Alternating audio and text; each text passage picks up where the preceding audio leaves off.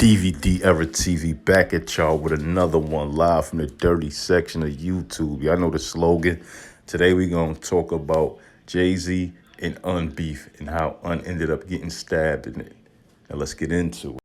Now, if you're not familiar with Lance Un Rivera, he's the CEO and owner of Entertainment Records, and he had artists signed to him such as Camron, Charlie Baltimore, Dutch and Spade, and he also was the notorious B.I.G. manager as well.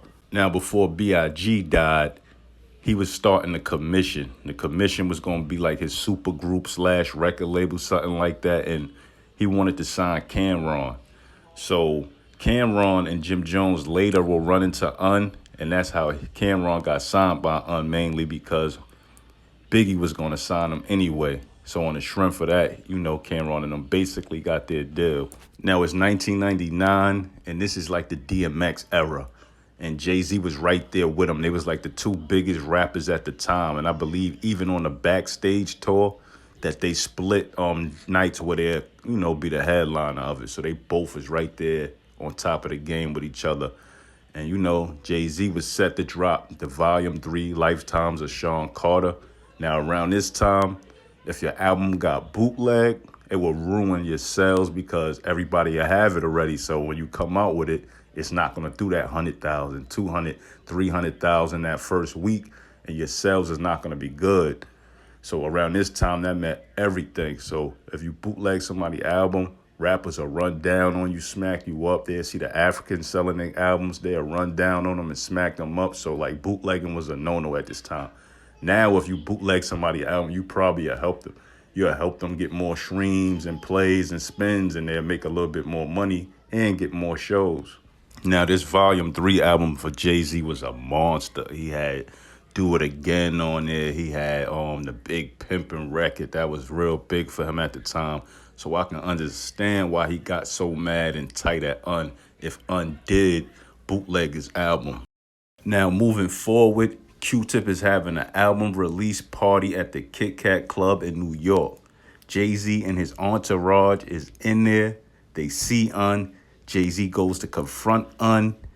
And, they have words back and forth. That's when JayZ supposedly stabs Un in the stomach.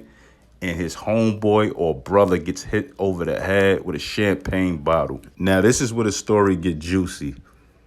Some people say JayZ didn't stab Un over no bootlegging his album. JayZ stabbed Un over Charlie Baltimore. Now, what's crazy about this situation, JayZ supposed to have been friends with Biggie, and Un was Biggie's manager, and they supposed to have a good relationship. And Charlie Baltimore was Biggie's girlfriend when he passed. Now, my question to y'all is, when has it ever been cool to mess with your homeboy's girlfriend? We know the girlfriend is off limits. Maybe the side chick, maybe a chick he just smashed, but you don't mess with the girlfriend. And that supposedly was Biggie's girl when he died. So they both deserve to get stabbed because they both were stabbed Biggie in the back by smashing his girl.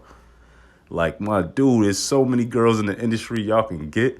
Why y'all got to go after y'all friend, girlfriend? Like, what's wrong with these dudes? You feel me? But I ain't gonna lie.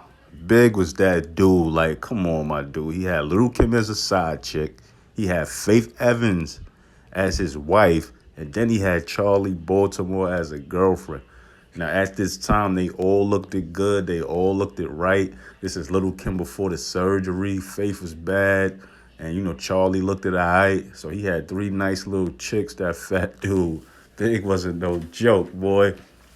And I know it was at the same time because Faith and Lil' Kim supposedly got in a fight. But we'll say that for another video. But anyway, back to JayZ stabbing Un. Now, some people say JayZ wasn't even an actual stabber. Like, JayZ wasn't even the one to put that work in. That was his homeboy that actually done it. Even Nas referenced this on the Ether track, like, your man stabbed Un and made you take the blame.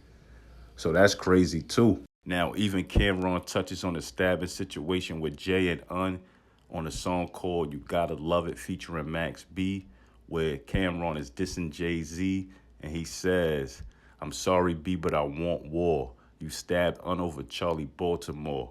and calls him a sucker for love.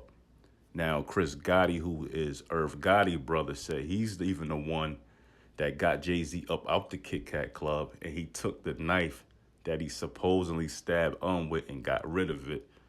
So, a lot of people was touching on this situation. But get in that comment section and let me know how y'all feel. Do you feel JayZ stabbed over Charlie Baltimore, which is crazy? Or was it over him bootlegging his album? Or was it a combination of them both?